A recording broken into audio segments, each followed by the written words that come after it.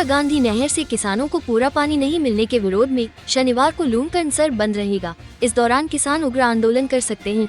ऐसे में समझाइश के लिए जिला कलेक्टर नम्रता वृष्णी लूणकरणसर पहुंची। कांग्रेस नेताओं ने कलेक्टर से बातचीत के बाद शांतिपूर्ण बंद रखने का आश्वासन दिया। बीकानेर में दोपहर का तापमान लगातार बढ़ता जा रहा है। 30 डिग्री सेल्सियस के आसपास आया पारा गर्मी का एहसास करा रहा है। वहीं रात का पारा भी अब 10 डिग्री सेल्सियस का आंकड़ा पार कर चुका है। होली से पहले ही गर्मी का सिलसिला शुरू होने की उम्मीद की जा रही है। बीते 24 घंटे में बीकानेर का अधिकतम तापमान 28 डिग्री सेल्सियस रहा, जबकि न्यूनतम तापमान 12 डिग्री सेल्सियस से ऊपर चला गया है। बीकानेर के श्री डूंगरगढ़ में हर रोज एक सड़क हादसा हो रहा है। बीती रात यहां चारे से ओवरलोड एक ट्रक की चपेट में आने से कार सवार 2 युवक गंभीर रूप से घायल हो गए। इन्हें पीबीएम अस्पताल के ट्रोमा सेंटर के लिए रेफर किया गया है। बीकानेर रेलवे स्टेशन के पास स्थित अंबरवाला रेस्टोरेंट में गुरुवार रात अचानक आग लग गई। आग इतनी तेजी से फैली कि आसपास के क्षेत्र में धुआं ही धुआं हो गया। फायर ब्रिगेड ने मौके पर पहुंचकर आग पर काबू पाया। समय रहते आग का पता चल गया, वरना बड़ा नुकसान हो सकता था।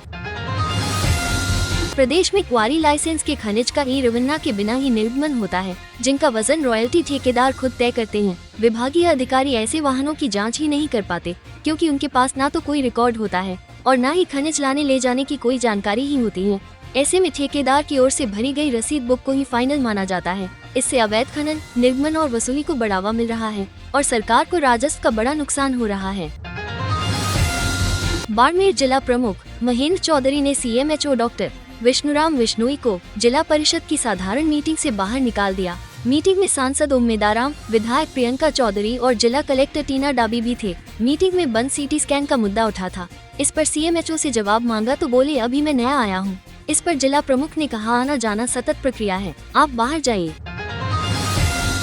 राजस्थान सरकार पंचायती राज संस्थाओं के बाद शहरी निकायों का भी पुनर्गठन करने जा रही है। नगर निगम, नगर परिषदों और नगर पालिकाओं की सीमाओं में बदलाव होगा। जयपुर, जोधपुर और कोटा में 2 की जगह 1 नगर निगम होगा। इसके लिए 16 फरवरी से 15 मई तक वार्डों का पुनर्गठन किया जाएगा। इस पुनर्गठन के बाद ही प्रदेश में निकाय चुनाव होंगे।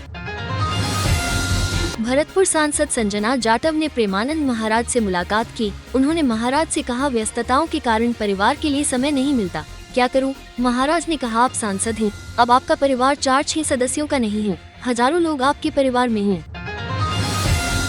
राजस्थान में फरवरी का पहला पखवाड़ा ही तपने लगा है। बाड़मेर, जैसलमेर में दिन का अधिकतम तापमान 31 से लेकर 33 डिग्री सेल्सियस के बीच दर्ज होने लगा है।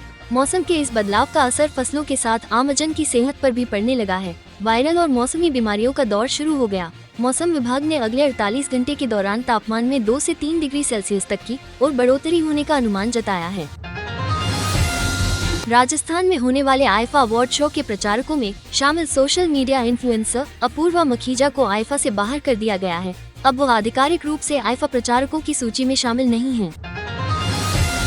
पूर्व सीएम अशोक गहलोत ने कांग्रेस राज में घोषित जयपुर और जोधपुर में दिव्यांग यूनिवर्सिटी के प्रोजेक्ट पर अघोषित रोक का आरोप लगाते हुए सरकार पर तंज कसा है। गहलोत ने सोशल मीडिया पोस्ट के जरिए सरकार पर निशाना साधा। मुख्य चुनाव आयुक्त सीएसी राजीव कुमार 18 फरवरी को रिटायर हो रहे हैं। इससे पहले नए सीएसी के सिलेक्शन को लेकर 17 फरवरी को बैठक बुलाई गई है। मीटिंग में पीएम मोदी, कानून मंत्री अर्जुन राम मेघवाल के अलावा नेता विपक्ष राहुल गांधी भी शामिल होंगे। लोकसभा में नेता प्रतिपक्ष राहुल गांधी ने एक बार फिर अडानी मुद्दे पर पीएम नरेंद्र मोदी को घेरा। राहुल ने शुक्रवार को सोशल मीडिया एक्स पर लिखा कि अडानी मामले पर पीएम से देश में सवाल पूछो तो वे चुप्पी साध लेते हैं, जब विदेश में सवाल किया गया तो इसे निजी मामला बताया। गुजरातियों ने एक बार फिर मानवता दिखाई है। 4 साल पहले गुजराती गोधरा के एक बच्चे की जान बचाने के लिए जरूरी 16 करोड़ रुपए जुटाने सड़कों पर उतर आए था। ऐसा ही अब हिम्मतनगर में हुआ है। यहाँ एक गरीब परिवार के 20 महीने का बच्चे को 16 करोड़ रुपए के इंजेक्शन की जरूरत थी। परिवार की गुहार पर लोगों ने पैसे इकट्ठे करने का अभियान शुरू किया और आखिरकार यह रकम जमा कर ली गई।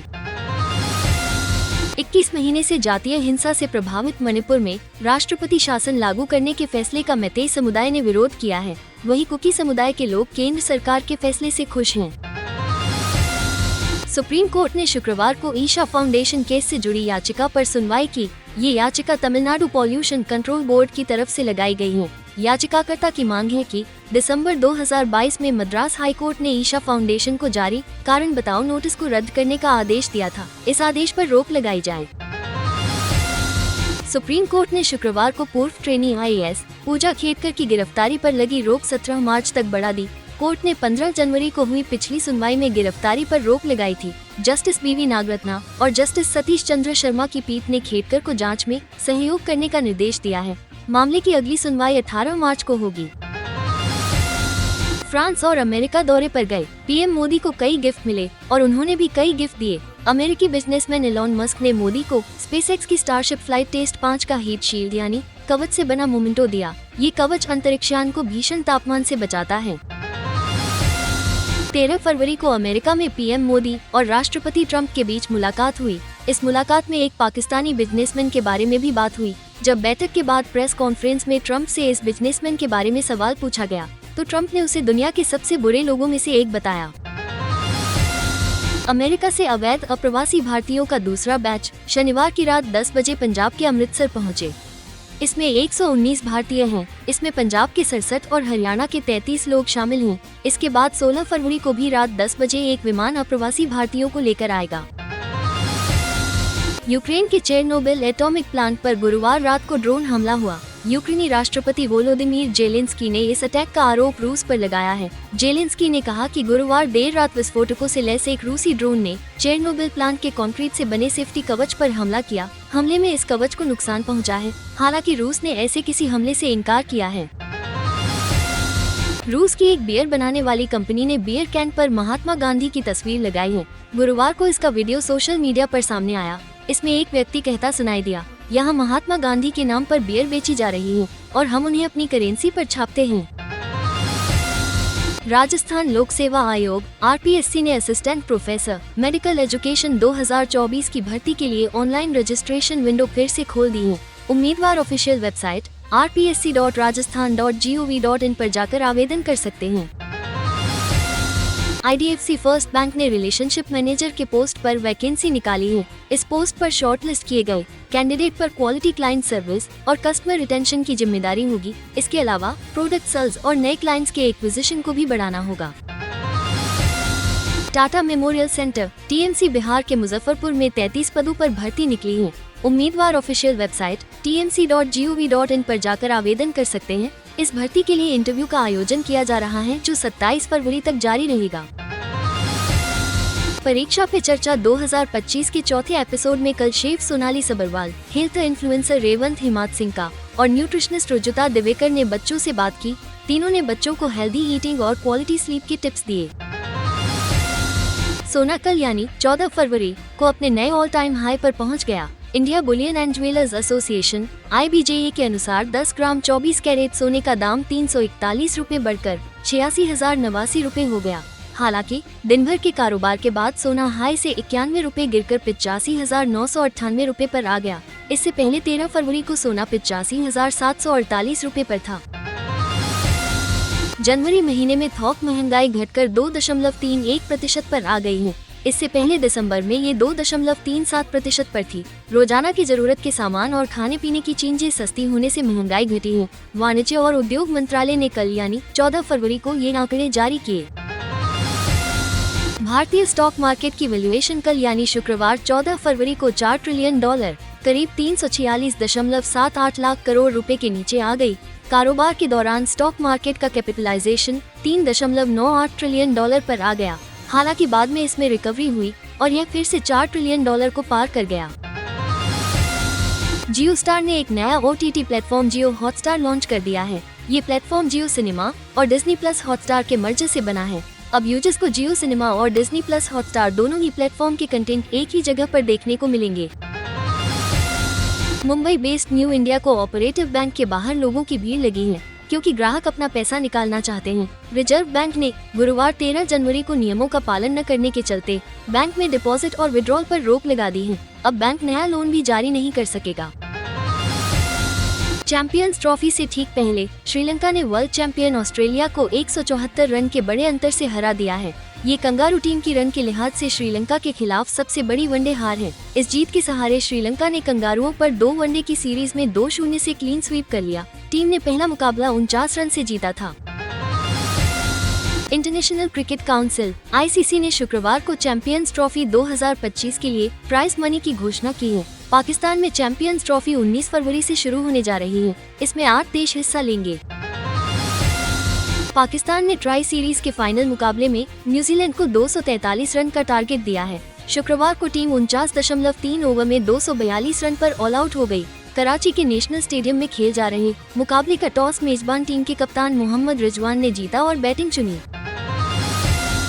IPL franchise Lucknow super giants का मालिकाना हक रखने वाले RPSG ग्रुप ने इंग्लैंड के लिंकाशायर क्रिकेट क्लब से द 100 की टीम मैनचेस्टर ओरिजिनल्स की 70% हिस्सेदारी खरीद ली है। लिंकाशायर मैनचेस्टर ओरिजिनल्स की ओनरशिप वाली कंपनी है।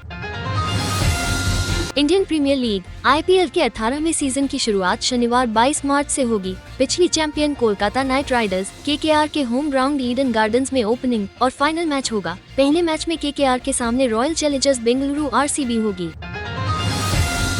यूट्यूबर रणवीर अलाहाबादिया ने अब सुप्रीम कोर्ट में अपील की है। अलाहाबादिया के अश्लील कमेंट को लेकर देश भर में कई FIR दर्ज हुई थी। यूट्यूबर ने इसके खिलाफ ही शीर्ष कोर्ट में शुक्रवार को याचिका दायर की।